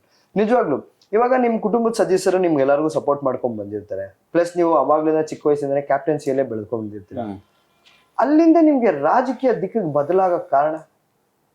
ರಾಜಕೀಯ ಅಂತಂದ್ರೆ ಹೇಳ್ಬೇಕಂತಂದ್ರೆ ಜನರುಗಳನ್ನ ನೋಡ್ಕೊಂತ ಸೇವೆ ಮಾಡಬೇಕು. ಜನಗಳಿಗೆ ಕಷ್ಟ ಇರ್ತವೆ, ಏನಾದ್ರು ಸೇವೆ ಮಾಡುವಂತ ಅವಕಾಶ ಸಿಕ್ಕರೆ ಖಂಡಿತವಾಗಿ ಮಾಡೋಣ ಅಂತೇಳಿ ಮುಂಚೆಯಿಂದ ಪ್ರಯತ್ನ ಮಾಡ್ತಾ ಇದೀವಿ. ಮುಂಚೆಯಿಂದ ನಾವೇನು ಫುಲ್ ಟೈಮ್ ರಾಜಕಾರಣಿ ಏನಲ್ಲ, ಲೀಡರ್ಶಿಪ್ ಕ್ವಾಲಿಟಿ ಇದೆ. ನೋಡಿದ್ರೆ ಯಾವ್ದನ್ನ ಏನನ್ನ ಕಣ್ಣೆದ್ರಿ ಅನ್ಯಾಯ ಆಗ್ತಾ ಇದ್ರೆ ಸಹಿಸೋಷ್ಟು ಕ್ಯಾರೆಕ್ಟರ್ ಅಲ್ಲ. ಇದಕ್ಕೆ ಏನಾದ್ರು ಪರಿಹಾರ ಮಾಡ್ಬೇಕು ಅನ್ನೋದಕ್ಕೆ ಸೋಷಿಯಲ್ ಮೀಡಿಯಾದಲ್ಲೆಲ್ಲ ಆಗ್ತಿದ್ವಿ, ಇದಕ್ಕೆ ಏನಾದ್ರು ಪರಿಹಾರ ಮಾಡ್ಕೊಡ್ರಿ, ಶಾಸಕರಾಗ್ಲಿ ಕಾರ್ಪೊರೇಟರ್ಗಳಾಗ್ಲಿ ಯಾರು ಪರಿಹಾರ ಮಾಡ್ಕೊಡ್ರಿ ಅಂತ ಒಂದು ಪ್ರಶ್ನೆ ಮಾಡೋಂಥ ತಾಕತ್ತಿದೆ. ಇದ್ರ ಬಗ್ಗೆ ಮಾತಾಡಿ ತುಂಬಾ ಒಳ್ಳೆಯದು. ಬಿಕಾಸ್ ನೀವು ಇನ್ಸ್ಟಾಗ್ರಾಮ್ ಅಲ್ಲಿ ನೀವು ಸತತ ಆಕ್ಟಿವ್ ಆಗಿರ್ತೀರಾ. ಹೌದು, ಪ್ರತಿದಿನ ಏನೇನ್ ನಡೆದ್ರು, ಇವಾಗ ರೀಸೆಂಟ್ ಆಗಿ ನಡೆದಿದ್ದು ಇವಾಗ ಕಾಂತಾರ ಮೂವಿ ಇರ್ಬೋದು, ಮತ್ ಬರ್ತಾರ ಮೂವಿಗಳು ಇರ್ಬೋದು, ಅದ್ರ ಬಗ್ಗೆ ನಿಮ್ದು ಒಂದು ಥಾಟ್ಸ್ ಹೋಗಿರುತ್ತೆ. ಖಚಿತವಾಗಿ ಅದು ಹೋಗುತ್ತೆ. ಅದನ್ನು ಒಂದು ಸಾವಿರಾರು ಅಲ್ಲ ಲಕ್ಷಾಂತರ ಜನ ನೋಡ್ತಾ ಇರ್ತಾರೆ. ಸೊ ನಿಮ್ಗೆ ಇಷ್ಟು ಜನ ನಿಮ್ ಮಾತಿಗೆ ಒಂದು ಬೆಲೆ ಕೊಟ್ಟು ನೋಡ್ತಾ ಇರ್ಬೇಕಾದ್ರೆ ನಿಮ್ಗೆ ಜವಾಬ್ದಾರಿ ಅನ್ನೊಂದು ಇರುತ್ತಲ್ಲ, ಅದನ್ನ ನೀವು ಹೇಗೆ ಸಂಭಾಳಿಸ್ತೀರಾ? ಖಂಡಿತವಾಗೂ ಜವಾಬ್ದಾರಿ ಇದೆ ಸರ್. ಮುಂಚೆ ಎಲ್ಲ ಸೋಷಿಯಲ್ ಮೀಡಿಯಾದಲ್ಲಿ ಜಸ್ಟ್ ಹಾಡುಗಳಿಗೆ ಆಕ್ಟ್ ಮಾಡ್ತಾ ಇದ್ವಿ, ಡ್ಯಾನ್ಸ್ ಮಾಡ್ತಾ ಇದ್ವಿ. ಈಗ ಆ ರೀತಿಯನ್ನು ಪೋಸ್ಟ್ ಮಾಡಿದ್ರೆ ಇದು ಬೇಕಾ ನಿನಗೆ ಅನ್ನೋ ರೀತಿಯ ಕಾಮೆಂಟ್ಗಳು ಬರ್ತವೆ. ಮುಂಚೆಯಿಂದನೂ ಮೋಟಿವೇಶನಲ್ ಸ್ಪೀಕರೇ, ಏನು ಒಳ್ಳೇದು ಕೆಟ್ಟದ್ದಾಗುತ್ತೆ ಸಮಾಜದಲ್ಲಿ ಅದನ್ನ ಡೈರೆಕ್ಟ್ ಆಗಿ ತಿಳುವಳಿಕೆ ಹೇಳಿಸ್ಬಿಡ್ತೀನಿ. ಈ ಕಳ್ತನ ಆಗ್ತಾ ಇದೆ ಬಳ್ಳಾರಿಯಲ್ಲಿ, ಹುಷಾರಾಗಿರ್ರಿ, ಈ ತರ ಫ್ರಾಡ್ ಆಗ್ತಾ ಇದೆ ಹುಷಾರಾಗಿರಿ ಅಂತ ಅವೆಲ್ಲ ನನ್ನನ್ನು ಅದನ್ನೇ ಇಷ್ಟಪಡ್ತಾರೆ ಸೋಷಿಯಲ್ ಮೀಡಿಯಾದಲ್ಲಿ. ಅಣ್ಣ ನೀವು ಏನಾದ್ರು ಒಳ್ಳೆ ಈಗ ಬಿಸ್ನೆಸ್ ಐಡಿಯಾ ಕೊಟ್ಟಿದ್ದೀನಿ, ಬಿಸ್ನೆಸ್ ಯಾವ ರೀತಿ ಮಾಡಬೇಕು, ಎಷ್ಟು ಪ್ರಮಾಣದಲ್ಲಿ ಮಾಡ್ಬೇಕು ಅಂತ ಅದನ್ನ ಭಾಳ ಜನ ಪ್ರಶ್ನೆ ಮಾಡಿದ್ದಾರೆ. ಈಗನು ಇವತ್ತು ಒಂದು ವಿಡಿಯೋ ಮಾಡಿದ್ದೀನಿ, ಯಾವ ಪ್ರಮಾಣದಲ್ಲಿ ಬಿಸ್ನೆಸ್ ಮಾಡಬೇಕು, ಯಾವ ರೀತಿ ಅನುಭವ ಇದ್ರೆ ಮಾತ್ರ ಬಿಸ್ನೆಸ್ ಮಾಡಿ. ಈಗ ಎಕ್ಸಾಂಪಲ್ ಅಂದ್ರೆ ನೀವು ಬಟ್ಟೆ ಶಾಪ್ ಇಡ್ತೀರಾ ಅಂತಂದ್ರೆ ಬಟ್ಟೆ ಬಗ್ಗೆ ನಿಮಗೆ ನಾಲೆಡ್ಜ್ ಇರಬೇಕು. ಸುಮ್ಮನೆ ಬಟ್ಟೆ ಅಂಗಡಿ ಇಡ್ತೀವಿ, ಯಾರನ್ನೂ ಕೆಲಸಗಾರ ಇಟ್ಟರೆ ಆಗಲ್ಲ. ಆ ಬಟ್ಟೆ ಬಗ್ಗೆ ನಿಮಗೆ ಗೊತ್ತಿರಬೇಕು. ಹೋಟೆಲ್ ಇಟ್ಟರೆ ನೀವು ಸಪ್ಲೈಯರ್ ಮಾಡಂಗಿದ್ರೆ ಆ ಕೆಲಸ ಮಾಡಬೇಕು, ಹೋಟೆಲ್ ಓಪನ್ ಮಾಡಬೇಕು. ಇಲ್ಲ ನಾವು ಓಪನ್ ಮಾಡಿಬಿಟ್ಟು ಕೆಲಸಗಾರ ಇರ್ತಂದ್ರೆ ಆಗಲ್ಲ. ನಮ್ಗೆ ಅಡುಗೆ ಮಾಡೋಕ್ಕೂ ಬಂದಿರಬೇಕು, ಸಪ್ಲೈಯರ್ ಕೆಲಸ ಮಾಡೋಕ್ಕೂ ಬಂದಿರಬೇಕು. ಅವಾಗಾದ್ರೇ ಸಕ್ಸಸ್ ಆಗೋದು ಲೈಫಲ್ಲಿ. Beautiful side. ಸೊ ನೀವು ಹೇಳೋ ಪ್ರಕಾರ ನೋಡಿದ್ರೆ ಒಬ್ಬ ಓನರ್ಗೆ ಇರಬೇಕಾಗಿದ್ದ ಪ್ರಾಪರ್ ಲೀಡರ್ಶಿಪ್ ಕ್ವಾಲಿಟಿನೇ ನೀವು ಅಲ್ಲಿ ಹೇಳ್ತಾ ಇದ್ದೀರಾ. ಒಂದು ಲೀಡರ್ ಅಂದ್ರೆ ಅವನ ಅಂಗಡಿನ ಅವನೇ ಕಸ ಗುಡ್ಸಕ್ಕೂ ರೆಡಿ ಇರಬೇಕು, at the same time biryani ಮಾಡಿದ್ರು ಅವನೇ ತಗೊಂಡೋ ಪ್ಲೇಟ್ ಅಲ್ಲಿ ಸರ್ವ್ ಮಾಡಕ್ಕೂ ರೆಡಿ ಇರಬೇಕು. ಹಾಗೆ ಮಾತ್ರ ಅವನೊಬ್ಬ ಲೀಡರ್ ಆಗಕ್ಕೆ ಸಾಧ್ಯ ಅಂತ. ನಿಜವಾಗ್ಲೂ ಸರ್ ನಿಮ್ ಜೊತೆ ಮಾತಾಡೋ ನಂಗೆ ಖುಷಿ ಆಯ್ತಾ ಇದೆ. ಬಟ್ ನಿಮ್ ಜೀವನದಲ್ಲಿ ಇಷ್ಟು ದೂರ ನೀವು ಬರ್ಬೇಕಾದ್ರೆ ವೈಫಲ್ಯಗಳು ಸೋಲುಗಳನ್ನು ಎದುರಿಸಿರ್ತೀರಾ. ಈ ತರ ನಿಮ್ ಜೀವನದಲ್ಲಿ ನಿಮ್ಗೆ ಮನಸ್ಸಿಗೆ ತಾಗಿದ ಮೊದಲನೇ ವೈಫಲ್ಯ ಏನು? ವೈಫಲ್ಯ ಅಂದ್ರೆ ಸುಮಾರು ನಷ್ಟಗಳು ಕಂಡಿದ್ದೀವಿ. ಟು ಬಿ ಫ್ರಾಂಕ್ಲಿ ಈ ಬಳ್ಳಾರಿ ಅಂದ್ರೆ ಸ್ವಲ್ಪ ಆವಾಗಿನ ಕಾಲದಲ್ಲಿ, ಇವಾಗ ಸ್ವಲ್ಪ ಕಡಿಮೆ ಆಗಿದೆ, ಜೂಜಾಟಗಳು ಜಾಸ್ತಿ. ಎಲ್ಲರಿಗೂ ಗೊತ್ತಿರೋದು ಏನಪ್ಪಾ ಅಂದ್ರೆ ನಾವು ಜೂಜಾಟ ಆಡಿದೀವಿ, ಸುಮಾರು ಕಳೆದು ಇನ್ನೇನಪ್ಪ ಈಗ ಎಲ್ಲ ಕಳ್ಕೊಂಡು ಜೋಬ್ ತುಂಬ ದುಡ್ಡು ಇಟ್ಕೊಂಡು ಎಲ್ಲ ಖಾಲಿ ಆದ್ಮೇಲೆ ಹಿಂದಲ್ ಜೋಬ್ ಚೆಕ್ ಮಾಡಿದಾಗ ₹100 ಆಯ್ತಾ, ಈ ₹100 ಆದ್ರೂ ಉಳಿಸ್ಕೋಬೇಕಂತೇಳಿ ಆ ದುಶ್ಚಟಗಳನ್ನ ದೂರ ಬಿಟ್ಟಿದ್ದು. ಈ ಮುಂದಲ್ ಜಾಬು ಹಿಂದಲ್ ಜಾಬ್ಗಳು ಎಲ್ಲ ಖಾಲಿ ಆಗ್ಬಿಟ್ಟವು. ಹಿಂದಲ್ ಜಾಬ್ ₹100 ಆಯ್ತು, ಇದನ್ನ ಕಾಪಾಡ್ಕೊಂಡು ಇದನ್ನಿಂದನೇ ದುಡಿಬೇಕಂತ ಮತ್ತೆ ರೀಲೈಫ್ ಸ್ಟಾರ್ಟ್ ಮಾಡಿದ್ದು. ಸೊ ನಿಮ್ ಲೈಫ್ ರೀಸ್ಟಾರ್ಟ್ ಮಾಡ್ಕೊಂಡ್ರಿ ಒಂದು ವೈಫಲ್ಯ. ಸೊ ಆಗ ನೀವು ರೀಸ್ಟಾರ್ಟ್ ಮಾಡಿದಾಗ ಅದಕ್ಕೂ ಜನಸೇವೆಗೂ ಹೇಗೆ ಕನೆಕ್ಟ್ ಆಯ್ತು? ಜನಸೇವೆ ಅಂತ ಮುಂಚೆ ಇಂಟ್ರೆಸ್ಟ್, ಅದೊಂದು ಜನರಿಗೆ ಏನೋ ಒಂದು ಸೇವೆ ಮಾಡಬೇಕು, ಒಂದು ಏನು ಪೊಲಿಟಿಕಲಿ ಹೋಗಿ ಮಾಡ್ಬೇಕಂತೇನಿಲ್ಲ, ಒಟ್ಟು ನಮ್ಮ ಕೈಲಾಗಿ ಜನರ ಸೇವೆ. ಈಗ ನೋಡ್ತಾ ಇರ್ತೀರಿ ನಾವು ಸುಮಾರು, ಈಗ ದರ್ಶನ್ ಸರ್ ಕಾಮೆಂಟ್ ಮಾಡೋಕ್ಕಿಂತ ಮುಂಚೆನೆ ನಾವು ಇಲ್ಲಿ ಬಳ್ಳಾರಿಯಲ್ಲಿ ಗುಡಾರ್ ನಗರ್ ಅಂತ ಇದೆ, ಅಲ್ಲಿ ಪ್ರತಿ ವರ್ಷನೂ ನಾವು ದೀಪಾವಳಿಗೆ ಒಂದು 500 ಜನ ಮಕ್ಕಳಿಗೆ ಪಟಾಕಿ ಗಿಫ್ಟ್ ಕೊಡ್ತೀವಿ. ಮತ್ತೆ ಈಗ ಬಟ್ಟೆಗಳಾಗ್ಲಿ ಎಲ್ಲಾಗ್ಲಿ, ನಮ್ದೊಂದು ಟಿಕ್ಕಿ ಆ್ಯಪ್ ಅಂತಿತ್ತು, ಆ ಟಿಕ್ಕಿ ಆ್ಯಪ್ನ ಪ್ರಮೋಷನ್ ಮಾಡ್ತಾನೆ ನಾವು ಸಹಾಯ ಮಾಡ್ತಾ, ಅದೊಂದು ಆ್ಯಪ್ ಪ್ರಮೋಷನ್ ಈ ಸೌತ್ ಇಂಡಿಯಾಗೆ ನಾನೇ ಪ್ರಮೋಷನ್ ಮಾಡ್ತಾ ಇದ್ದೆ. ನೀವು ಪ್ರಮೋಷನ್ ಮಾಡ್ತಾ ಇದ್ದೆ? ಹೌದು, ಆ ಕಡೆಯಿಂದನೂ ನಮ್ಮನ್ನ ಪ್ರಮೋಟರ್ ಆಗಿ ಸೆಲೆಕ್ಟ್ ಮಾಡಿದ್ರು. ಡೆಲ್ಲಿಗೆಲ್ಲ ಇನ್ವೈಟ್ ಮಾಡಿ ಆ ಟಿಕ್ಕಿ ಆ್ಯಪ್ನ ಅವರೇ ಫ್ಲೈಟ್ ಬುಕ್ ಮಾಡಿ ಎಲ್ಲ ಪಾರ್ಟಿಗೆಲ್ಲ ಕರೆದು ಅಲ್ಲೆಲ್ಲ ಪ್ರಮೋಟರ್ ಅಂತ ಹೇಳಿ ಇದು ಮಾಡಿ ಅವ್ರ ಕಡೆಯಿಂದ ಬರೋಂಥ ಪರ್ಸೆಂಟೇಜ್ ನಮ್ಗೆ ಸ್ಯಾಲ್ರಿ ಬೇಸಿಸ್ ಆಗಿ ಕೊಡ್ತಾ ಇದ್ರು. ಬ್ಯೂಟಿಫುಲ್. ಸೊ ನೀವು ಹಂಗೆ ನೋಡೋಕೆ ಆಲ್ಮೋಸ್ಟ್ ಎಲ್ಲಾ ಕಡೆ ಎಲ್ಲಾ ಕ್ಷೇತ್ರದಲ್ಲೂ ನೀವು ಕಾಣಿಸ್ಕೊಂತ ಇರ್ತೀರಾ. ಬಟ್ ನಿಮ್ ಜೀವನದಲ್ಲಿ ಮೊದಲನೇ ವೃತ್ತಿ ಏನಿತ್ತು? ಮೊದಲೇ ವೃತ್ತಿ ಅಂದ್ರೆ business. Self own business start ಮಾಡಿದ್ರೆ ಬಿಸ್ನೆಸ್ ಅಂದ್ರೆ ನಮ್ಮ ತಂದೆಯವ್ರದ್ದೇ ಬಿಸ್ನೆಸ್. ಅವಾಗ ಹೋಗ್ತಾ ಇದ್ವಿ ಕಲೆಕ್ಷನ್ ಡಿಪಾರ್ಟ್ಮೆಂಟ್ ಬಿಸ್ನೆಸ್ ಅಂತಂದ್ರೆ ನಾವು ಏನೋ ಹೇಳ್ತೀವಲ್ಲ, ನಮ್ದೀಗ ಬಳ್ಳಾರಿಗೆಲ್ಲ ಕಿನ್ಲೆ ಸ್ಪ್ರೈಟ್ ಎಲ್ಲ ನಾವೇ ಸ್ಲೀಪಿಂಗ್ ಪಾರ್ಟ್ ನಮ್ಮ ಅಣ್ಣನ ಮಕ್ಕಳೇ ಮಾಡ್ಕೊಂತಾರೆ. ಬಳ್ಳಾರಿಗೆಲ್ಲ ಕಿನ್ಲೆ ಸ್ಪ್ರೈಟ್ ಕೋಕ್ ಇವೆಲ್ಲ ಒಂದು 14 ಪ್ರಾಡಕ್ಟ್ ಬಳ್ಳಾರಿ ಟೋಟಲ್ ಬಳ್ಳಾರಿ ಬಾರು ರೆಸ್ಟೋರೆಂಟ್ ಎಲ್ಲ ಕಡೆ ನಾವೇ ಸಪ್ಲೈ ಮಾಡೋದು. ಹಾಗೆ ಮತ್ತೆ ನಮ್ದು ಒಂದು ಸೋಷಿಯಲ್ ವರ್ಕರ್ ಅನ್ನೋ ರೀತಿಯಾಗಿ ನಮ್ದು ಒಂದು 2 ಬ್ರಾಂಚ್ ಇದಾವೆ. ಗರ್ಲ್ಸ್ PG ಮಾಡಿದ್ವಿ, ಬಳ್ಳಾರಿಯಲ್ಲಿ ಯಾರು ಕೊಡಲ್ಲ ಆ ರೇಟಿಗೆ. ಒಂದು ಸೋಷಿಯಲ್ ಸರ್ವಿಸ್ ಅನ್ನೋ ರೀತಿಯಲ್ಲೇ ಬರೀ 4,500 ರೂಪಾಯಿಗೆ ಎಲ್ಲ ಬಡ ಮಕ್ಕಳಿಗಾಗ್ಲಿ ಎಲ್ಲರಿಗೂ ಅನುಕೂಲ ಆಗಲಿ ಅಂತೇಳಿ ಒಂದು PGಗಳಿವೆ ನಮ್ಮ ಎರಡು. Beautiful sir. ಸರ್, ಇವಾಗ ನಿಮ್ಮ ಜೀವನದಲ್ಲಿ ಕಷ್ಟಗಳನ್ನ ಎದುರಿಸ್ಕೊಂಡ್ ಬಂದಿರ್ತೀರಾ, ಇದನ್ನೆಲ್ಲ ಸಾಧಿಸ್ಕೊಂಡು ಬಂದಿರ್ತೀರಾ. ಇವಿಷ್ಟು ಆದಾಗ ನಿಮ್ಗೆ ಒಂದು ಗುರಿ ಅನ್ನೋದೊಂದು ಇರುತ್ತೆ ಅಲ್ವಾ? ಚಿಕ್ಕ ವಯಸ್ಸಿಂದ ಒಂದು ಗುರಿ ಅನ್ನೋದೊಂದು ಇಟ್ಕೊಂಡು ಓಡಿದೀರಾ, ಅದಾಗೆ ನೀವು ಬಿಸ್ನೆಸ್ಗಳನ್ನ ಸ್ಟಾರ್ಟ್ ಮಾಡಿರ್ತೀರಾ. ಚಿಕ್ಕ ವಯಸ್ಸಲ್ಲಿ ಇದ್ದಿದ್ ಗುರಿ ಬದಲಾಯ್ತಾ, ಇಲ್ಲ ಆ ಗುರಿ ಏನಾಗಿ? ಗುರಿ ಅಂತೂ ಮುಂಚೆಯಿಂದ ಒಂದು ಲೀಡರ್ಶಿಪ್ ಆಗ್ಬೇಕು ಅನ್ನೋದು ಗುರಿ ಇದೆ. ನೀವು ಆಲ್ರೆಡಿ ಲೀಡರ್ ಆಗಿ ಬೆಳ್ಕೊಂಡ್ಬಿಟ್ಟು ಲೀಡರ್ಶಿಪ್ ಅಂತಂದ್ರೆ ಜನರಿಗೆ ಸೇವೆ ಮಾಡಕ್ಕೆ ಮಾಡ್ತಾ ಇದೀನಿ. ಆದ್ರೆ ರಾಜಕಾರಣಿ ಆಗಿನೇ ಮಾಡಿದ್ರೆ ಇನ್ನ ಚೆನ್ನಾಗಿರುತ್ತೆ. ರಾಜಕಾರಣಿ ಆಗೋದ್ ಇಂಟ್ರೆಸ್ಟ್ ಇಲ್ಲ, ಬಟ್ ಸೇವೆ ಮಾಡೋಂಥದ್ದು ಗುರಿ ಮುಂಚೆಯಿಂದನೂ ಇದೆ. ಲೀಡರ್ಶಿಪ್ ಆಗಿ ಆ ಚಾನ್ಸ್ ಸಿಕ್ಕರೆ ಮಾಡ್ಬೋದು, ಇಲ್ಲ ಅಂದ್ರೂ ಅವಕಾಶ ಸಿಕ್ಕರೆ ಹಾಗೇನು ಮಾಡ್ಬೋದು. ಯಾವಾಗ್ಲೂ ಲೀಡರ್ ಆಗಿ ಮುಂದೆ ನುಗ್ತಾ ಇರ್ತೀರಾ? ಹೌದು ಸರ್. ಅದಾಗಿರುತ್ತೆ. ಇಲ್ಲ, ನಮಗಂತೂ ಮುಂಚೆಯಿಂದ ನಮ್ಮ ಕ್ಯಾರೆಕ್ಟರ್ ಏನಪ್ಪಾ ಅಂದ್ರೆ ನಮಗ್ ತಿಳಿದಿದ್ದು ಹಂಗಿಂದ ಹಂಗೆ ಹೇಳ್ಬಿಡ್ತೀವಿ, ಮನ್ಸಲ್ಲಿ ಇಟ್ಕೊಳಲ್ಲ. ಆ ಕಡೆ ಅವ್ರು ಏನಾನ ಅನ್ಕೊಂಡ್ಲಿ ನಮ್ಗೆ ತಿಳಿಸಿದ್ದ, ಯಾಕಂದ್ರೆ ನಮ್ಮ ಮನ್ಸಿಗೆ ಭಾರ ಆಗ್ಬಾರ್ದು. ಅದನ್ನ ಮನ್ಸಲ್ಲಿ ಇಟ್ಕೊಂಡು ಹೇಳ್ಬೇಕಾಗಿತ್ತು, ನೋಡಪ್ಪ ಇದು ಹಿಂಗಿರ್ಬೇಕಾಗಿತ್ತು ಹಂಗಿರ್ಬೇಕು. ಯಾಕಂದ್ರೆ ಅವ್ರಿಗೆ ನನಗೆ ತಿಳಿದಿದ್ದು ಒಳ್ಳೇದೇ ಕೆಟ್ಟದ್ದು ಅದನ್ನೇ ಹೇಳ್ತೀನಲ್ಲ. ಮೋಟಿವೇಶನಲ್ ಸ್ಪೀಕರ್ ಅಂದ್ರೆ ಇದ್ದಿದ್ದಂಗೆ ಹೇಳ್ತೀವಿ. ಸೋಷಿಯಲ್ ಮೀಡಿಯಾದಲ್ಲ ಹೇಳ್ತೀವಿ ಇದು ತಪ್ಪು. ಈಗ ಮೊನ್ನೆ ಒಂದು ವಿಡಿಯೋ ಹಾಕಿದ್ದೆ. ಮುಂಚೆ ಈ ಸೋಷಿಯಲ್ ಮೀಡಿಯಾದಲ್ಲಿ ಹೆಣ್ಮಕ್ಳೆಲ್ಲ ವಿಡಿಯೋ ಮಾಡ್ತಾ ಇದ್ರು, ನಾನು ಬಟ್ಟೆ ತುಂಬಾ ಹಾಕೊಂಡು ಮಾಡ್ತಾ ಇದ್ರು, ಆಮೇಲೆ ಬಟ್ಟೆ ಕೆಳಗಿಳ್ತು, ಆಮೇಲೆ ಕೆಳಗಿಳ್ತು. ಲೈಕ್ ಫಾಲೋವರ್ಸ್ಗೋಸ್ಕರ ನಿಮ್ ಬಟ್ಟೆನ ಕೆಳಗಿಳಿಸ್ಬೇಡ್ರಿ. ನಿಮ್ ಲೈಕ್ ಫಾಲೋವರ್ಸ್ ಸೆಕೆಂಡ್ರಿ, ಅದೇನು ಇವತ್ತು ಬರುತ್ತೆ ನಾಳೆ ಹೋಗ್ತಾರೆ. ನಾಳೆ ನೀವು ಸಮಾಜದಲ್ಲಿ ಯಾವ್ದೊಂದು ಫಂಕ್ಷನ್ಗೆ ಹೋಗಿದಾಗ ಇಂಥ ಹುಡುಗಿ ಇಂಥ ವಿಡಿಯೋಸ್ ಮಾಡ್ತಾ ಇದ್ದಲ್ಲ ನೋಡ್ರಿ ಅಂತೇಳಿ ಅವ್ರಿಗೆ ಕಳಂಕ. ಸೋಷಿಯಲ್ ಮೀಡಿಯಾದಲ್ಲಿ ಫಾಲೋವರ್ಸ್ ಬರ್ತಾವ, ಲೈಕ್ಸ್ ಬರ್ತಾವ, ಅದು ಸಮಾಜದಲ್ಲಿ ಕೆಟ್ಟ ದೃಷ್ಟಿ ಬರ್ತದೆ. ಏನಂತಾರ ಮುಂದೆ ಹೋಗ್ತಿರುವಾಗ ಹಿಂದಾಗೆ ಈ ಹುಡುಗಿ ಹಂಗ್ ಮಾಡ್ತಿದ್ ನೋಡು, ಈ ಹುಡುಗ ಹಂಗ್ ಮಾಡ್ತಿದ್ದ ನೋಡಂತ ಆ ರೀತಿಯಾಗಿ ಬರಬಾರ್ದು ಅನ್ನಂಗಂತೆಲ್ಲ ವಿಡಿಯೋಸ್ ಹಾಕಿದೆ. ಅವನು ಸುಮಾರು ಜನ ಅಕ್ಸೆಪ್ಟ್ ಮಾಡಿದ್ದಾರೆ. ಹೌದಣ್ಣ ನೀವು ಹೇಳಿದ್ದೆ ಕರೆಕ್ಟ್ ಅಂತ ಬಹಳ ಜನ ಹೆಣ್ಮಕ್ಳು ಪ್ರಶಂಸೆ ಪಟ್ಟಿದ್ದಾರೆ. ಸರ್, ಇವಾಗ ಏನಾಗುತ್ತೆ, ನೇರ ನುಡಿ ನಾವೇನ್ ಮಾತಾಡ್ತೀವಿ, ಖಡಕ್ ಆಗಿ ಏನ್ ಮಾತಾಡ್ತೀವಿ, ಅದು ಕೆಲವು ಜನಕ್ಕೆ ಒಗ್ಗಲ್ಲ. ಹೌದು ಸರ್. ಅವ್ರಗಳ್ದು ಏನಾದ್ರು ಒಂದು ಸಮಸ್ಯೆ ತಗೊಂಡೇ ಬರ್ತಾರೆ. ಇವಾಗ ಎಷ್ಟೇ ಹೇಳಿದ್ರು ಅವ್ರು ಕೇಳ್ದಿರಂತ ಜನಗಳು ನೀವು ಹೇಗೆ ಉತ್ತರಿಸ್ತೀವಿ? ಅವ್ರ ಕರ್ಮ ಅಂದ್ರೆ ಈಗ ನಾನು ನಮ್ಮ ರಿಲೇಟಿವ್ಸ್ಗಾಗ್ಲಿ ಅಣ್ಣ ತಮ್ಮರಿಗಾಗ್ಲಿ ಪ್ರತಿಯೊಬ್ಬರಿಗೂ ಇದು ತಪ್ಪು, ಇದು ಮಾಡಬೇಡ, ಇದು ಸಕ್ಸಸ್ ಆಗಲ್ಲ ಅಂತ ಹೇಳಿದಾಗ ಕೂಡ ಅವ್ರು ಮಾಡಿದ್ರೆ ಅವ್ರು ಅದನ್ನ ಅನುಭವಿಸ್ತಾರ, ಅವ್ರು ಫೀಲ್ ಆಗ್ತಿರ್ತಾರೆ ಮನಸ್ಸಲ್ಲಿ. ಏನಾದ್ರು ಒಂದು ಎಕ್ಸಾಂಪಲ್ ನಮ್ಮ ಜನಗಳಿಗೆ ತಿಳ್ಸ್ಕೊಳಕ್ಕಾಗುತ್ತಾ? ಖಂಡಿತ ಸುಮಾರು ಇದಾವೆ. ಒಂದು ಎಕ್ಸಾಂಪಲ್ ಬಿಡಿಸಿ ಹೇಳಿ ಸರ್. ಈಗ ನಮ್ಮ ಫ್ರೆಂಡ್ ಸರ್ಕಲ್ ಎಲ್ಲ ಬೇರೆಯವರೆಲ್ಲ ಮಾಡ್ತಾ ಇದ್ರು, ಹೆಸರುಗಳು ಬೇಡ, ಈ ವ್ಯವಹಾರ ಮಾಡಬೇಡ, ಹೆಸರು ತಗೊಂಬಿಡಿ, ನಾರ್ಮಲ್ ಆಗಿ ಅದೇನ್ ನಡೀತು ಸಂಕ್ಷಿಪ್ತವಾಗಿ ಹೇಳಿ, ಪಾಪ ಅವ್ರಿಗೆ ಏನಾಯ್ತು ಅಂತ. ಈ ವ್ಯವಹಾರಗಳು ಮಾಡಬೇಡ ಅಂತ ಹೇಳ್ತೀವಿ ಫ್ರೆಂಡ್ ಸರ್ಕಲ್ಗೆಲ್ಲ. ಅದು ಇದಂತೆ ವ್ಯವಹಾರ ಹೇಳಿದಾಗ ಅವ್ರು ಮಾಡಿದ್ದು ಅನುಭವಿಸಿದ್ದು ಕರ್ಮ ಅವ್ರು ಅನುಭವಿಸ್ತಾ ಇದಾರೆ. ಈಗ ಸಾಲ ಮನೆ ಮಾಡಿ ಎಲ್ಲ ಮಾಡಿದ್ದಾರೆ.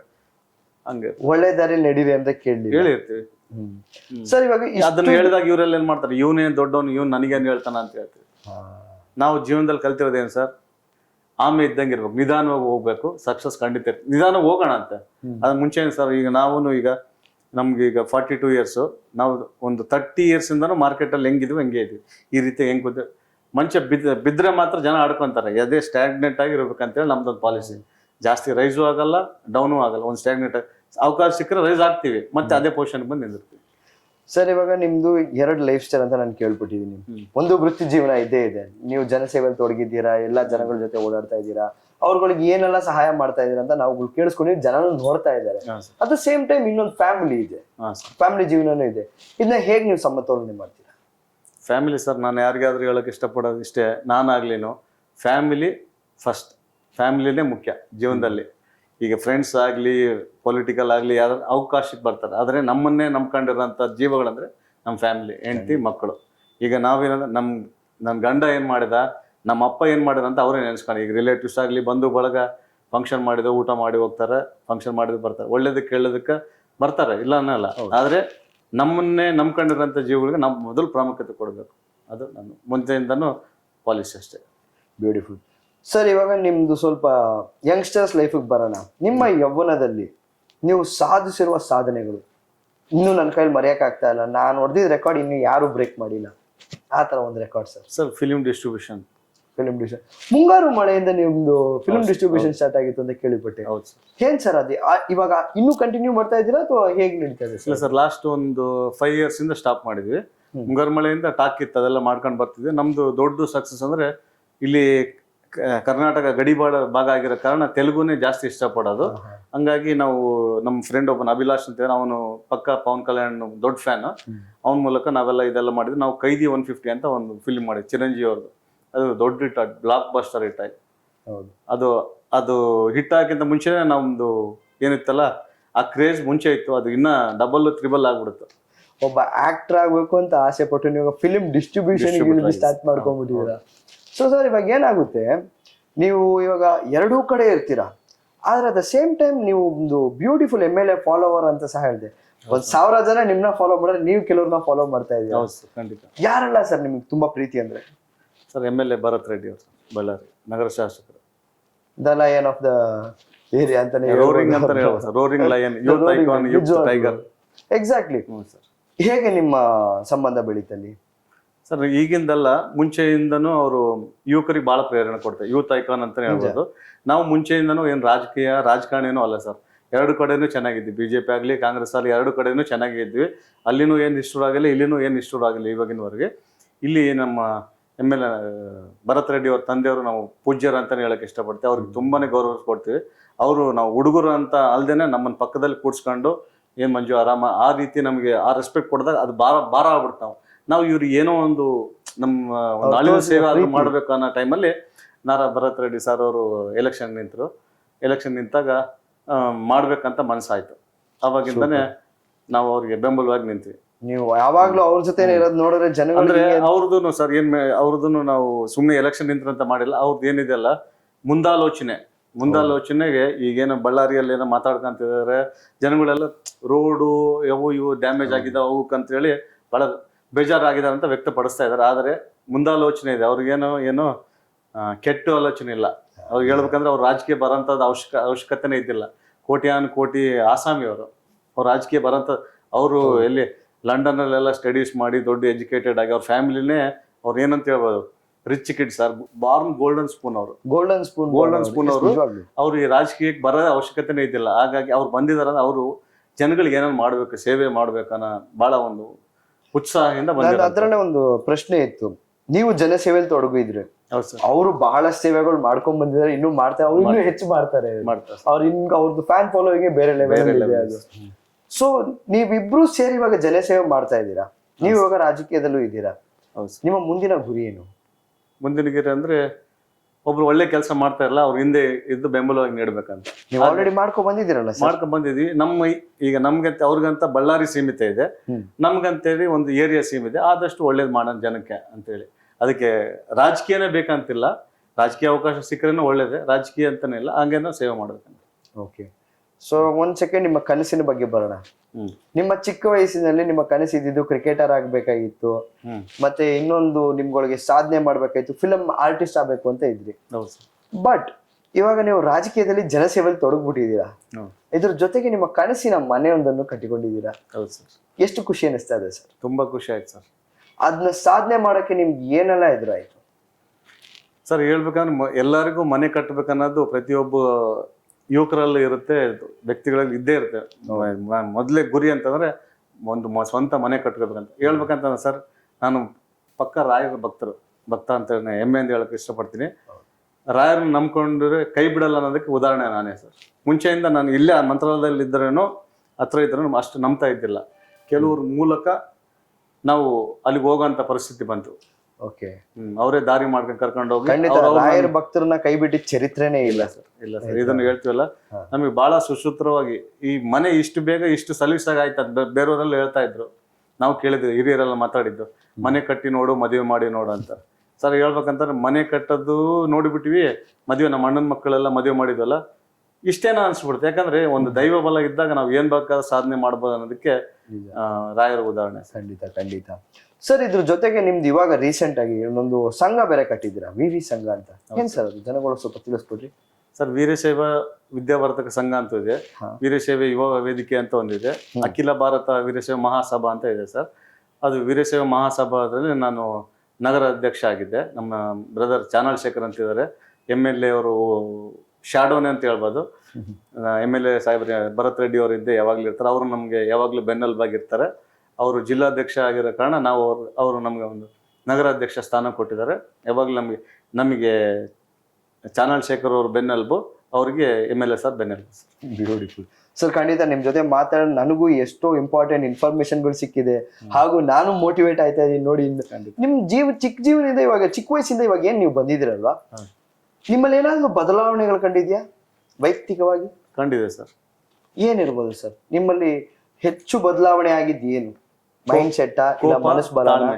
ಕೋಪ, ತಾಳ್ಮೆ. ಕೋಪ ತಾಳ್ಮೆ ಬಹಳ ಕೋಪ ಅಂದ್ರೆ ನಮ್ಮ ಹೆಸರಲ್ಲೇ ಇದೆ ಸರ್, ಎದುರು ಮಂಜು ಅಂತ ನಮ್ಮ ಹೆಸರಲ್ಲೇ ಇದೆ. ಅದನ್ನ ಈಗ ಸೀದಾ ಅದ್ರ ಬಗ್ಗೆ ಕೇಳ್ಬೇಕಿತ್ತು ಅದು ಅಂತ ಸೀದಾ ಹೇಳಿದ್ದೆ ಆಗಿದೆ ಈಗ. ಇವಾಗ. ಅದೇನಕ್ಕೆ ಎಲ್ರು ನಿಮ್ಮ ಎದುರು ಮಂಜು ಅಂತ ಕೇಳ್ತಾರೆ ಹೇಳಿದ್ರೆ ಸರ್, ಯಾರು ಏನ್ ಮಾಡಬಾರ್ದು ಅಂತಾರ ಅದನ್ನ ಮಾಡಿ ತೋರ್ಸೋದು. ಆಪೋಸಿಟ್ ಅಲ್ಲೇ ನಿಂತು ಸಾಧಿಸಿ ತೋರಿಸೋದು. ಅದೇ ಇದೆ ನಮ್ಮ ದರ್ಶನ್ ಸರ್ ಏನ್ ಚಾಲೆಂಜಿಂಗ್ ಸ್ಟಾರ್ ಅಂತಿದೆಯಲ್ಲ, ಹಂಗೆ ನಮ್ಗಿಲ್ಲಿ ಅವ್ರ ಚಾಲೆಂಜಿಂಗ್, ನಾವು ಇಲ್ಲಿ ಎದುರು. ಚಾಲೆಂಜಿಂಗ್ ಸ್ಟಾರ್ ಫ್ಯಾನ್ ಎದುರು ಮಂಜು ಹೌದು ಆಗಿದೆ. ಸರ್, ಖಂಡಿತ. Beautiful sir. ಇವಾಗ ನಿಮ್ಗೆ ಯಶಸ್ಸಿನ ಮಳೆ ಅಂತ್ಯ ರಾಯರು ಆಶೀರ್ವಾದಿಸಿದ್ದಾರೆ. ನೀವೆಲ್ಲ ಬಹಳ ಖುಷಿಯಿಂದ ಜನಸೇವೆ ಮಾಡ್ಕೊಂಡ್ ಬಂದಿದ್ದೀರಾ. ಇನ್ನೂ ಹೆಚ್ಚಾಗಿ ಮಾಡ್ಲಿ ಅಂತ ನಮ್ ಪ್ರೀತಿ ವಿಶ್ವಾಸನೂ ಇದೆ. ನಿಮ್ ಫ್ಯಾನ್ಸ್ ಅಂಡ್ ಫಾಲೋವರ್ಸ್ ಗಳಿಗೆ ಏನ್ ಹೇಳಕ್ ಇಷ್ಟಪಡ್ತೀರಾ ಸರ್? ನಾನು ಹೇಳೋದಿಷ್ಟೇ, ಒಳ್ಳೇದ್ ಮಾಡಿ, ಖಂಡಿತ ಒಳ್ಳೇದಾಗುತ್ತೆ. ಯಾರ್ದೋ ಮಾತು ಕೇಳ್ಕೊಂಡು ಯಾರ್ದೋ ಇದು ಮಾಡ್ಕೊಂಡು ಮೊದಲು ಫ್ಯಾಮಿಲಿಗೆ ಪ್ರಾಮುಖ್ಯತೆ ಕೊಡ್ರಿ, ಅಷ್ಟೇ ಸರ್. ಮೇನ್ ಫ್ಯಾಮಿಲಿ ಪ್ರಾಮುಖ್ಯತೆ. ಖಂಡಿತ ಫ್ಯಾಮಿಲಿ ಪ್ರಾಮುಖ್ಯತೆ. ಮೊದ್ಲು ಮನೆ ಚೆನ್ನಾಗಿತ್ತು ಅಂದ್ರೆ ಊರೇ ಚೆನ್ನಾಗಿರುತ್ತೆ ಅಂತೀರಾ? ಮನೆಯಲ್ಲಿ ಇವನು ಆರಾಮಾಗಿ ಹೋಗಿ ಎಲ್ಲ ಕೆಲಸ ಮುಗಿಸ್ಕೊಂಡು ನೆಮ್ಮದಿಯಾಗಿ ತಲೆ ಹಾಕಿ ನಿದ್ದೆ ಮಾಡ್ಬೇಕು. ಮನೆಯಲ್ಲಿ ಕಿರಿಕಿರಿ ಆಗ್ಬಾರ್ದು, ಏನ್ ಬಂದೆ ಅದು ಇದಂತ ಇರ್ಬೋದು. ಮನೆಯಲ್ಲೇ ಮಂತ್ರಾಲಯ ಅಂತ ಹೇಳಿದಾರಲ್ಲ ರಾಯರು. ಅದೇ ನಿಜವಾಗ್ಲೂ ನೀವು ಇದ್ರಲ್ಲೇ ಗೊತ್ತಾಗುತ್ತೆ ನೀವು ರಾಯರ್ನ ಎಷ್ಟು ಅಭಿಮಾನಿ ಇದೀರ ಅಂತ. ಖಂಡಿತ ಸರ್. ಹಂಗ್ ನೋಡೋಕಾದ್ರೆ ನಿಮಗೆ ಮೊದಲ ಅಭಿಮಾನಿ ರಾಯರಲ್ಲಿ ಕುತ್ಕೊಂತಾರೆ. ಖಂಡಿತ ಸರ್. ಸರ್ ಇನ್ನೂ ಒಂದಂದ್ರೆ ಈ ದೈವ ಬಲ ಅಂತ ಹೇಳ್ತೀವಲ್ಲ, ಬಳ್ಳಾರಿ ಕನಕದುರ್ಗಮ್ಮನು ನಮ್ಮ ಮನೆ ದೇವರು ರಾಯರ ಅಂತ ಗೊತ್ತಿಲ್ಲ, ಒಂದು ಶಕ್ತಿ ಸರ್. ನಾವು ಏನಾದ್ರೂ ಇಂಥವ್ ಮಾಡ್ಬೇಕಂತ ಮನ್ಸಾರ ಅನ್ಕೊಂಡ್ರೆ ಖಂಡಿತವಾಗಿ ಅದು ಆಗ್ಬಿಡ್ತದೆ. ಆ ರೀತಿಯಾಗಿ ನನ್ನ ಬಗ್ಗೆ ನಾನು ಹೆಮ್ಮೆ ಪಡ್ತೀನಿ. ಯಾವುದು ನಾನು ಸೋಷಿಯಲ್ ಮೀಡಿಯಾದಲ್ಲೂ ಸಹ ಹೇಳಿದ್ದೀನಿ, ನನ್ಗೆ ಯಾರು ಸಪೋರ್ಟ್ ಬೇಕಲ್ಲ, ನನಗೆ ದೈವ ಬಲ ಇದೆ ಸರ್. ಮುಂಚೆಯಿಂದನೂ ಇದು ಯಾವ್ದನ್ನ ಕೆಡಗ್ ಆಗ್ತೈತೆ ಅಂದಾಗ ಅದು ಮುನ್ಸೂಚನೆ ಸಿಕ್ಕಿ ಅದು ಸ್ಟಾಪ್ ಆಗುತ್ತೆ. ಬ್ಯೂಟಿಫುಲ್. ನಿಜವಾಗ್ಲೂ ಸರ್ ನನಗೆ ಬಹಳ ಖುಷಿ ಆಯ್ತು ನಿಮ್ ಜೊತೆ ಮಾತಾಡಿದ್ದಿ. ನೋಡಿದ್ರ ಜನಗಳೇ, ನಮ್ಮ ಸ್ವೀಟ್ ಮಂಜು, ಮೋಟಿವೇಶನಲ್ ಮಂಜು ಅವರು ಎದುರು ಮಂಜು ಆಗಿದ್ದು ಏನಕ್ಕೆ, ಅವ್ರು ಏನ್ ಎದುರು ಹಾಕೊಂಡ್ರು, ನಮ್ಮ ಚಾಲೆಂಜಿಂಗ್ ಸ್ಟಾರ್ ದರ್ಶನ್ ಅವರ ಫ್ಯಾನ್ ಆಗಿದ್ರು ಅವ್ರ ತರನೇ ಪಾಲಿಸಿ ಅವರು ಮೇಂಟೈನ್ ಮಾಡ್ಕೊಂಡು, ಮತ್ತು ನಮ್ಮ ನಾರಾ ಭರತ್ ರೆಡ್ಡಿ ಅಂತ ರೋರಿಂಗ್ ಟೈಗರ್ ಜೊತೆನೂ ಇದ್ಕೊಂಡು ಅವರ ಬೆನ್ನೆಲುಬಾಗಿ ಜೊತೆಗೆ ನಿಂತ್ಕೊಂಡು ಇನ್ನೂ ಹಲವಾರು ಜನಗಳ ಸೇವೆ ಮಾಡ್ತಾರೆ. ಅವ್ರ ಗುರಿನೂ ಇನ್ನೂ ಖಂಡಿತವಾಗಿ ಸೇವೆ ಮಾಡ್ಕೊಂಡು ಹೋಗ್ಬೇಕು ಅನ್ನೋದೇ ಒಂದು ಗುರಿಯಾಗಿದೆ. ನಾನು ನಿಜವಾಗ್ಲೂ ಖುಷಿ ಆಯ್ತದೆ ಸರ್ ನಿಮ್ ಜೊತೆ ಮಾತಾಡಿದ್ದು. Thanks for coming for journey junction. ಶುಭ ದಿನ ಸರ್. Thank you. ನೋಡಿದ್ರಲ್ಲ ವೀಕ್ಷಕರೇ, ಇಂದಿನ ಜರ್ನಿ ಜಂಕ್ಷನ್ ಅದ್ಭುತವಾಗಿ ಬಂದಿದೆ. ನಮ್ಮ ಮೋಟಿವೇಶನಲ್ ಮಂಜು ಸರ್ ಅವರು ಎಲ್ರನ್ನೂ ಮೋಟಿವೇಟ್ ಮಾಡೋ ಜೊತೆಗೆ ನನ್ನೂ ಮೋಟಿವೇಟ್ ಮಾಡ್ಬಿಟ್ಟಿದ್ದಾರೆ. ನೋಡ್ತಾ ಇರಿ VTV Ballari, because next journey junction ಅಲ್ಲಿ ಇನ್ನೊಂದು ಅದ್ಭುತ ಅಂಡ್ ಸ್ಪೆಷಲ್ ಪರ್ಸನ್ ಜೊತೆ ಮೀಟ್ ಮಾಡಕ್ ಬರ್ತೀನಿ. ಅಲ್ಲಿ ತನಕ ನೋಡ್ತಾ ಇರಿ VTV ಬಳ್ಳಾರಿ.